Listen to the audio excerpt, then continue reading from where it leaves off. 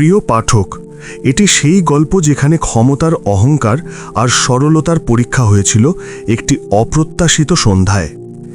SDM sub divisional magistrate Raunak Ara, যিনি কেবল একটি পদবী নন বরং সাহসিকতা, সততা এবং নিয়মের প্রতি অবিচল প্রতিজ্ঞার আরেক নাম, তার বন্ধুর বিয়েতে যাচ্ছিলেন। কিন্তু তিনি বেরিয়েছিলেন এক সাধারণ মেয়ে ফাতিমার বেশে। না ছিল তার দামি সরকারি গাড়ি, না ছিল নিরাপত্তা রক্ষীদের ভিড়, শুধু একটি সাধারণ স্কুটি যাতে তিনি মিশে গিয়েছিলেন জনসাধারণের স্রোতে। এটি ছিল তার এক ভিন্ন রূপ, যেখানে তিনি সরকারি ক্ষমতার বর্ম ছাড়াই এই সমাজের আসল রূপটা দেখতে চেয়েছিলেন। কিন্তু তিনি জানতেন না যে তার এই সাদামাটা বেশি তাকে ঠেলে দেবে এক চরম অগ্নি পরীক্ষার মুখে, যেখানে মুখোমুখি হবে আইনের পোশাকধারী এক দুর্নীতিগ্রস্ত দারোগা এবং তার নিজের অদম্য সাহস। এসডিএম রৌনক আরা তার পুরনো স্কুলের এক প্রিয় বন্ধুর বিবাহ অনুষ্ঠানে যোগদান করতে যাচ্ছিলেন। তিনি নিজেকে পুরোপুরি এক সাধারণ মহিলার মতো সাজিয়েছিলেন। তার সাথে না ছিল কোনো সরকারি বাহন, না ছিল কোনো নিরাপত্তার বিশেষ ব্যবস্থা। তিনি কেবল নিজের স্কুটিতে এক সাধারণ মেয়ের মতোই পথে বেরিয়েছিলেন। যেই তিনি শহরের প্রধান এলাকার কাছাকাছি পৌঁছালেন, পথের ধারে একটি মদিনাচক পুলিশ ফাঁড়ি তার চোখে পড়ল। ফাঁড়ির বাইরে ৩-৪ জন পুলিশকর্মী রাস্তার উপর দাঁড়িয়েছিলেন এবং তাদের মাঝখানে দারোগা আফতাব খান তার সম্পূর্ণ উর্দি পরিহিত অবস্থায় হাসি মুখে দাঁড়িয়েছিলেন। রৌনক আরার স্কুটি সামান্য একটু এগিয়ে যেতেই দারোগা আফতাব খান তার হাতে ধরা লাঠিটি তুলে ধরে তাকে থামার সংকেত দিলেন। রৌনক আরা তৎক্ষণাৎ তার স্কুটিটিকে রাস্তার পাশে নামালেন এবং একদিকে সাবধানে দাঁড় করালেন। দারোগা আফতাব খান অত্যন্ত কঠোর এবং কর্কশ কণ্ঠে তাকে প্রশ্ন করলেন, কোথায় যাচ্ছিস তুই? রৌনক আরা শান্ত ও কোমল স্বরে উত্তর দিলেন, বন্ধুর বিয়েতে যাচ্ছি। দারোগা আফতাব খান তাকে মাথা থেকে পা পর্যন্ত একবার চোখ বুলিয়ে দেখলেন। রৌনক আরা ছিলেন মাত্র ২৭ বছর বয়সী, দেখতে অত্যন্ত আকর্ষণীয় এবং সুন্দরী একজন মহিলা। তিনি টিপ্পনি কেটে হাসতে হাসতে বললেন, ওয়াজি, তাহলে ভোজও খেতে যাচ্ছ? কিন্তু হেলমেট কেন পরিধান করনি? এটা তো তোমার মাসিমাও পরে নেবেন। আর এত দ্রুত স্কুটি চালাচ্ছিলে, চলো এবার চালান কাটা হবে। এই বলেই তিনি চালানের প্যাডটি বের করতে শুরু করলেন। রৌনক আরা মুহূর্তেই বুঝতে পারলেন যে দারোগার উদ্দেশ্য ছিল সম্পূর্ণ ভিন্ন কিছু। এটি কেবল একটি অজুহাত মাত্র ছিল। তিনি তখন বললেন, স্যার, আমি কোনো ট্রাফিক আইন লঙ্ঘন করিনি। দারোগা রেগে গিয়ে চিৎকার করে বললেন, ও ম্যাডামজি, আমাদের আইনের পাঠ দিতে এসো না। এরপর পাশে দাঁড়ানো একজন কনস্টেবলের দিকে ইঙ্গিত করে বললেন, একে তো এবার কায়দা শেখানো প্রয়োজন। এরপর হঠাৎ দারোগা আফতাব খান রৌনক আরার নরম গালে জোরে এক থাপ্পড় মারলেন। অনেক প্রশ্ন করছে, পুলিশ কিছু বললে চুপচাপ থাকতে হয়। এক মুহূর্তের জন্য রৌনক আরার মাথাটি ঘুরে গেল, কিন্তু তিনি দ্রুত নিজেকে সামলে নিলেন। তার চোখে ক্রোধের ঝলক স্পষ্টভাবেই দেখা যাচ্ছিল। ফাঁড়ির ইনচার্জ দারোগা আফতাব খান জোরে হেসে উঠলেন এবং নিজের সঙ্গীদের বললেন, মনে হচ্ছে এর এখনো তেজ কিছুটা বাকি আছে। তোর মতো অনেক মেয়েকে আমি সোজা করে দিয়েছি, এবার ভালোভাবে শিক্ষা দিতে হবে। একজন কনস্টেবল এগিয়ে এসে বলল, স্যার, একে থানায় নিয়ে চলুন। সেখানে আরাম করে এর সেবা সুবিধা করা হবে, তখনই জানতে পারবে পুলিশের সাথে কেমন ব্যবহার করা উচিত। একজন কনস্টেবল রৌনক আরাকে শক্ত করে ধরল এবং হ্যাচকা টান মেরে বলল, চল গাড়িতে ওঠ। রৌনক আরা জোরে ঝাঁকুনি দিয়ে নিজের হাতটি ছাড়িয়ে নিলেন এবং রাগ ভরা কণ্ঠে বললেন, আমার গায়ে হাত দেওয়ার সাহস করবি না, নয়তো ফল খুবই খারাপ হবে। দারোগার রক্ত এবার গরম হয়ে উঠল। তিনি তার কনস্টেবলকে বললেন, এর অহংকারটা দেখ। একজন কনস্টেবল এগিয়ে গিয়ে রৌনক আরার লম্বা চুলের গোছা ধরে টানল এবং জোর করে তাকে রাস্তার উপর টেনে নিয়ে যেতে শুরু করল। রৌনক আরা যন্ত্রণায় চিৎকার করে উঠলেন, কিন্তু তখনও তিনি নিজের আসল পরিচয়টি প্রকাশ করেননি। তিনি দেখতে চেয়েছিলেন যে এই লোকগুলো আর কতটা নিচে নামতে পারে এবং কত দূর পর্যন্ত এগোবে।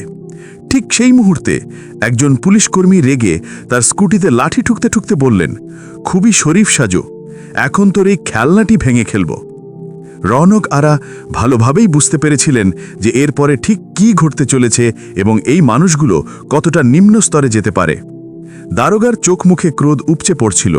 তিনি জোরে জোরে চিৎকার করলেন, অনেক হয়েছে তোর মতো বেয়াদব মেয়ে পুলিশের সাথে টক্কর নেবে? আজ মজা দেখাবো। চলো, নিয়ে চলো একে। থানায় বসেই বোঝানো হবে এই উদ্ধত মহিলার কি শাস্তি দেওয়া হবে। এসডিএম রৌনক আরা তখনও সম্পূর্ণ চুপ রইলেন। তার পরিচয় প্রকাশ করার কোনো ইচ্ছা ছিল না।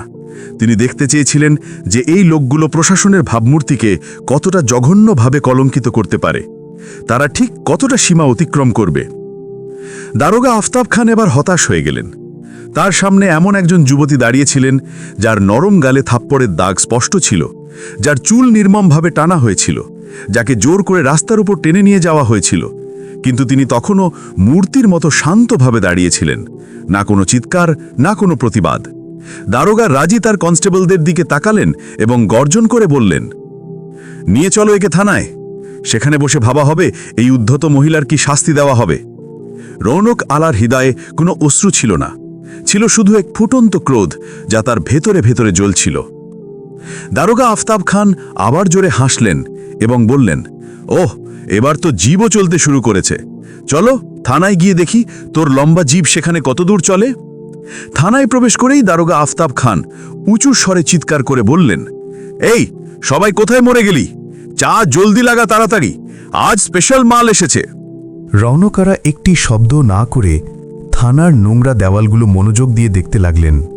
তিনি মনে মনে ভাবছিলেন যে এই মানুষগুলো সেই সব নির্দোষ লোকেদের সাথে কেমন ব্যবহার করে যারা কখনো নিজেদের আওয়াজ তোলার সাহস রাখে না। ঠিক সেই সময় একজন কনস্টেবল দারোগার কাছে ঝুঁকে ফিসফিস করে জিজ্ঞাসা করলেন, কি কেস স্যার? দারোগা হাসতে হাসতে জবাব দিলেন, আরে কিছুই না, না কোনো চুরি, না কোনো পকেটমারি, মন যা চায় সেটাই লিখে দিবি, শুধু ভেতরে ঢুকিয়ে এর অহংকার ভাঙতে হবে, আর বেশি জিজ্ঞাসাবাদ করবি না। রৌনকারা এইসব কথা শুনছিলেন, কিন্তু তার চোখ কিছু বলতে দ্বিধা করছিল, যেন তিনি চাইছিলেন এই পুলিশ কর্মীদের সমস্ত নোংরামি তাদের মুখ থেকেই বেরিয়ে আসুক। এরপর দারোগা আফতাব খান নিজের চেয়ারে আরামে বসলেন। তিনি কলমটি তুলে টেবিলের ওপর ঘোরাতে লাগলেন, যেন কোনো গভীর চিন্তায় মগ্ন। এরপর তার চোখ রৌনকারার ওপর স্থির হল। চোখে কঠোর ঝলক নিয়ে বললেন, নাম বলো তোমার, কোথাকার বাসিন্দা, কোন পরিবারের মেয়ে? রৌনকারা কোনো উত্তর দিলেন না, শুধু চুপচাপ দাঁড়িয়ে রইলেন। দারোগা আবার প্রশ্নটি পুনরাবৃত্তি করলেন।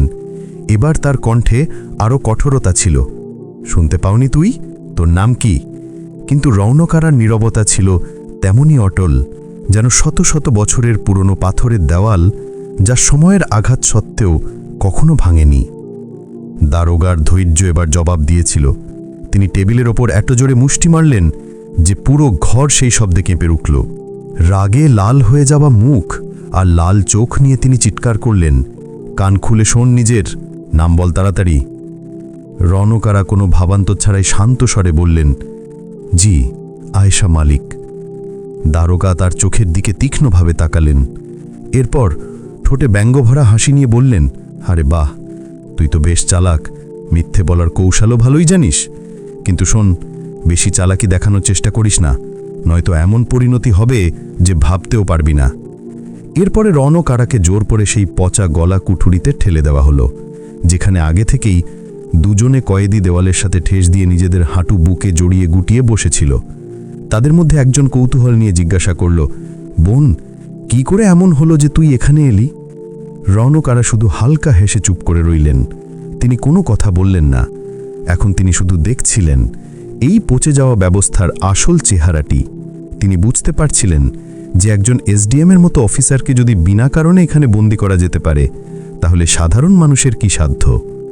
রৌনকারা এখন কোঠুরির কোণে গুটিয়ে বসেছিলেন। তার চোখ সবকিছু খুঁটিয়ে দেখছিল, প্রতিটি আওয়াজ, প্রতিটি নড়াচড়া, প্রতিটি চালাক হাসি। এরই মধ্যে দারোগা আফতাব খান মিথ্যা রিপোর্ট তৈরি করালেন এবং আদেশ দিলেন এই মহিলার বিরুদ্ধে চুরি ও ব্ল্যাকমেইলিংয়ের মামলা দায়ের করার জন্য। ফাইলটি জোরে টেবিলের ওপর ছুঁড়ে ফেলে তিনি বললেন, চলো চটজলদি কাজ শেষ করো।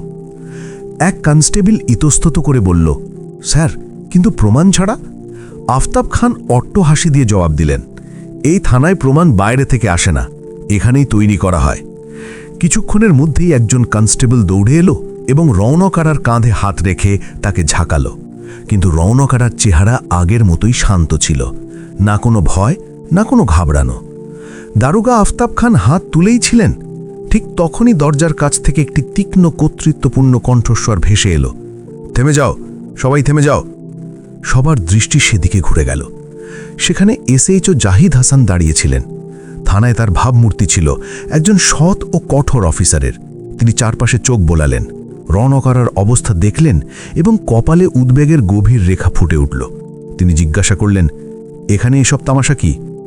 আফতাব খান একটি মিকি হাসি নিয়ে জবাব দিলেন, কিছু না স্যার, রাস্তার একটি বেয়াদব মেয়ে ছিল, বেশি অহংকার দেখাচ্ছিল, একটু শিক্ষা দিচ্ছি। জাহিদ হাসান রৌনক আরাকে মনোযোগ দিয়ে দেখলেন। তার চালচলন, তার চোখের আত্মবিশ্বাস কোনো সাধারণ মহিলার বলে মনে হচ্ছিল না। তিনি জিজ্ঞাসা করলেন, এর অপরাধ কি বলেছ? আফতাব খান ইতস্তত করলেন, স্যার, চেকিংয়ের সময় অভদ্রতা করেছিল। জাহিদ হাসানের কিছু একটা সন্দেহ হলো। তিনি সরাসরি রৌনক আরাকে জিজ্ঞাসা করলেন, তোমার নাম কি? রৌনক আরা এবারও চুপ রইলেন। আফতাব খান মাঝখানে বাধা দিলেন, দেখুন স্যার, ইনি নিজের নাম পর্যন্ত বলছেন না। জাহিদ হাসান এবার পুরোপুরি সতর্ক হয়ে গেলেন। তিনি আদেশ দিলেন, একে অবিলম্বে 1 লাখ কুঠুরিতে শিফট করো। আফতাব খান প্রতিবাদ করার চেষ্টা করলেন, কিন্তু স্যার। জাহিদ হাসান কঠোর স্বরে বাধা দিলেন, আমি নিজে এর ওপর নজর রাখব। রৌনক আরাকে একটি অন্য কোঠরিতে ভরে দেওয়া হলো, আগের থেকেও বেশি নোংরা, অন্ধকার আর দুর্গন্ধযুক্ত। তিনি চারপাশে দেখলেন, একটি ভাঙা টেবিল, কোণে একটি জংধরা লোহার রড পড়েছিল। এখন এই ব্যবস্থার কুৎসিত চেহারা আরও কাছ থেকে অনুভব করছিলেন। আইন এখন শুধু ফাইল আর নোটিংসে জীবিত ছিল, বাস্তবের থেকে বহু দূরে।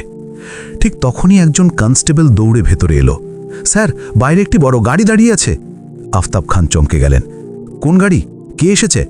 কনস্টেবল ঘাবড়ে গিয়ে বলল, স্যার, সরকারি গাড়ি। আফতাব খান সঙ্গে সঙ্গে বাইরে দৌড়ালেন। যেই তিনি গাড়ির ভেতরে উকি দিলেন, তার মুখের রং উড়ে গেল। তিনি তাড়াহুড়ো করে ফিরলেন। এসএইচও জাহিদ হাসান জিজ্ঞাসা করলেন, কি হলো? কে? কনস্টেবল কাঁপতে কাঁপতে বলল, স্যার, ডিএম সালে আহমদ নিজে এসেছেন। এবার পরিস্থিতি পুরোপুরি পাল্টে গেল। জাহিদ হাসান সোজা হয়ে গেলেন। আফতাব খানের মুখের রং উড়ে গিয়েছিল। ডিএম সালে আহমদ রাগে ফেটে পড়ে ভেতরে প্রবেশ করলেন। তার আওয়াজ পুরো থানায় প্রতিধ্বনিত হল, দারোগা আফতাব খান, এখানে কি তামাশা শুরু করেছ?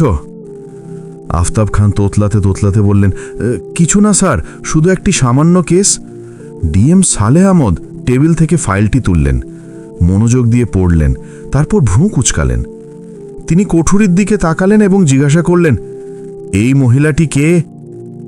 আফতাব খান সঙ্গে সঙ্গে বললেন, স্যার, এর বিরুদ্ধে 420 এবং প্রতারণার মামলা দায়ের করা আছে। ডিএম সালে আহমদ কঠোর স্বরে জিজ্ঞাসা করলেন, প্রমাণ আছে? কোনো কঠিন প্রমাণ? এবং আবার গর্জন করে বললেন, দেখাও, কোনো প্রমাণ আছে কি? আফতাব খান এখন পুরোপুরি ঘরমাক্ত, যেন জালে ফেসে গেছেন। ডিএম সালে আহমদ আবার রৌনক আরার দিকে তাকালেন এবং বললেন, তোমার নাম কি? রৌনক আরা এবার হালকা হাসলেন, রহস্যময় আত্মবিশ্বাসে ভরা, এবং বললেন, এসডিএম রৌনক আরা। পুরো থানা এক মুহূর্তে স্তব্ধ হয়ে গেল। বাতাস যেন থেমে গিয়েছিল। সবার মুখ ফ্যাকাশে হয়ে গেল এবং আফতাব খানের হাত পা কাঁপতে শুরু করল। বাকি কনস্টেবলরা একে অপরের দিকে তাকিয়ে হতবাক হয়ে দাঁড়িয়ে রইল। আফতাব খানের পায়ের নিচ থেকে যেন মাটি সরে গেল। যাকে তিনি একজন সামান্য ঠগ মনে করে অপমান করছিলেন, আসলে তিনিই ছিলেন জেলার আইন শৃঙ্খলা সামলানোর অফিসার। আসলে তিনি কোনো সাধারণ মহিলা ছিলেন না, বরং সেই এসডিএম রৌনক আরা ছিলেন, যাকে রাস্তায় টেনে নিয়ে যাওয়া হয়েছিল, যার চুল ছেঁড়া হয়েছিল এবং যিনি সাধারণ অপরাধীর মতো থাপ্পড়ের আঘাত সহ্য করেছিলেন। এই সত্য সামনে আসতেই পুরো থানায় যেন ভূমিকম্প শুরু হলো। প্রতিটি কনস্টেবল স্তব্ধ হয়ে পাথরের মতো দাঁড়িয়ে রইল। কারোরই নড়াচড়ার সাহস ছিল না। ডিএম সালে আহমদ তার তীক্ষ্ণ ও কঠোর দৃষ্টি দারোগা আফতাব খানের উপর স্থির করলেন এবং রাগে ভরা কণ্ঠে গর্জন করলেন, আফতাব খান, তোর এত সাহস কি করে হলো যে তুই একজন সিনিয়র অফিসারের ওপর মিথ্যে অভিযোগ দায়ের করার ধৃষ্টতা করলি? আফতাব খান কিছু বলতে যাচ্ছিলেন, ঠিক তখনই এসএইচও জাহিদ হাসান মাঝখানে জোরে আওয়াজে বাধা দিলেন, স্যার, আমি তো আগেই বলেছিলাম যে এখানে কিছু একটা গোলমাল আছেই। আফতাব খান এবার পুরোপুরি একা পড়ে গেলেন, যেন কোনো ঘূর্ণিঝড় তাকে চারপাশ দিয়ে ঘিরে ধরেছে। তখনই এসডিএম রওনক আরা প্রথমবারের মতো তার শান্ত কিন্তু অটল ও কঠোর স্বরে স্পষ্ট কথায় বললেন, আফতাব খান, এবার তোর খেলা শেষ। তোর সাসপেনশন নিশ্চিত এবং তোর বিরুদ্ধে মামলাও সঙ্গে সঙ্গে দায়ের করা হবে। এই কথা শুনে আফতাব খানের শ্বাস যেন থেমে গেল। বাকি পুলিশকর্মীরা লজ্জায় চোখ নামিয়ে এক পাশে সরে গেলেন। জাহিদ হাসান সঙ্গে সঙ্গে হাবিলদারকে ডাকলেন, হাবিলদার, একে এখনই ধরো এবং লকআপে ঢুকিয়ে দাও। কিন্তু তখনই আফতাব খান পকেট থেকে একটি ভাঁজ করা কাগজ বের করলেন। ঠোঁটে বাঁকা হাসি এনে বললেন, দাঁড়ান ম্যাডাম, আগে এটা দেখে নিন, তারপর যা মন চায় তাই করবেন। তিনি কাগজটি খুলে দেখালেন। ডিএম সালে আহমদ এবং রওনক আরা দুজনেই ঝুঁকে সেটির ওপর চোখ বুলালেন। আফতাব খান গর্বের সাথে বললেন, এই যে আমার ট্রান্সফার অর্ডার, 3 দিন আগেই আমার বদলি হয়ে গেছে। এখন আপনি চাইলে যত খুশি রাগ করুন, আমাকে চাকরি থেকে বের করতে পারবেন না। পুরো থানা আবার স্তব্ধতায় ডুবে গেল, যেন কোনো বোমা ফাটার গণনা শুরু হয়েছে। রওনক আরা কাগজটি হাতে নিলেন, মনোযোগ দিয়ে পড়লেন। ডিএম সালে আহমদ চোখ কপালে তুলে জাহিদ হাসানকে বললেন, যাও, খোঁজ নাও এই কাগজটি আসল না কোনো নাটক। Zahid Hasan computer record check করে মাথা তুলে বললেন, স্যার, এটি তো আসল, কিন্তু ইনি এখনো নতুন দারোগাকে চার্জ দেননি, অর্থাৎ এখনো পর্যন্ত ইনি এখানকার ইনচার্জ, আর সমস্ত গোলমাল এরই ইশারাতেই হয়েছে। এখন আর কেউ একে বাঁচাতে পারবে না। রওনক আরা আফতাব খানের চোখে চোখ রেখে বললেন, এবার তোর ঠিকানা সেখানেই হবে যেখানে তুই অন্যদের যন্ত্রণা দিতি। কনস্টেবলরা একে ধরো এবং নিয়ে যাও। ডিএম সালে আহমদও মাথা নেড়ে আদেশে সমর্থন করলেন।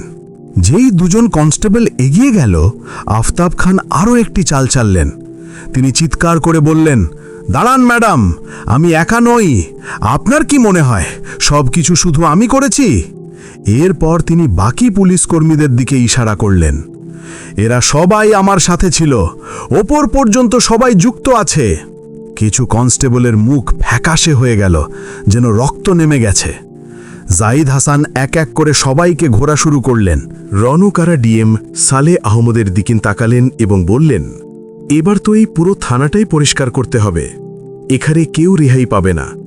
ডিএম সালে আহমদ সঙ্গে সঙ্গে বললেন, যে হুকুম ম্যাডাম, এবার এক একজনের হিসাব নেওয়া হবে। এই কথা শোনা মাত্রই থানায় যেন বিদ্যুৎ চমকে গেল। বাইরে কিছু সাংবাদিক আগেই খবর নিচ্ছিলেন। যেই খবর ছড়াতে শুরু করল যে পুরো থানাকে লাইন হাজির করা হয়েছে, সবাই নিজেদের মোবাইল বের করে নিল এবং সঙ্গে সঙ্গে খবর ছড়িয়ে পড়তে লাগল।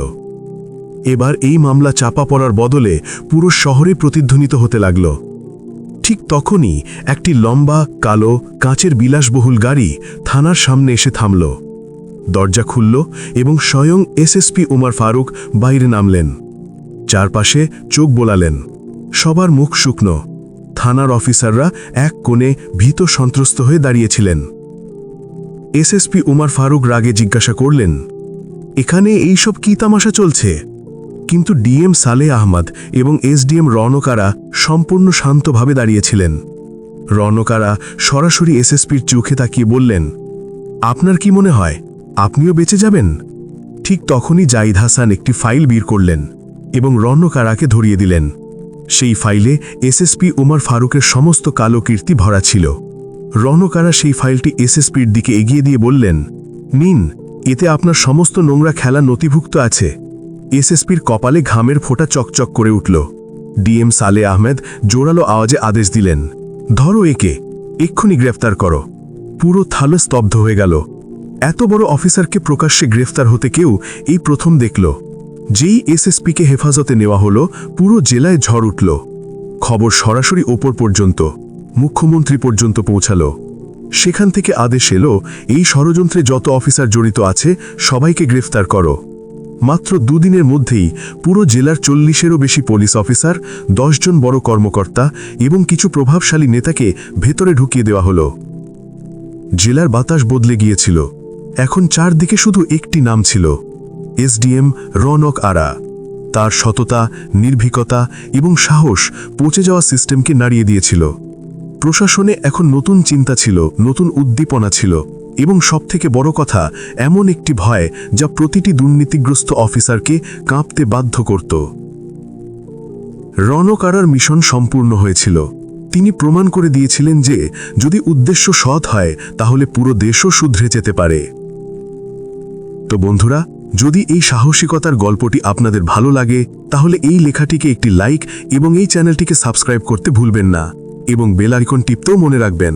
গল্পটি কেমন লাগলো কমেন্ট বক্সে অবশ্যই জানাবেন।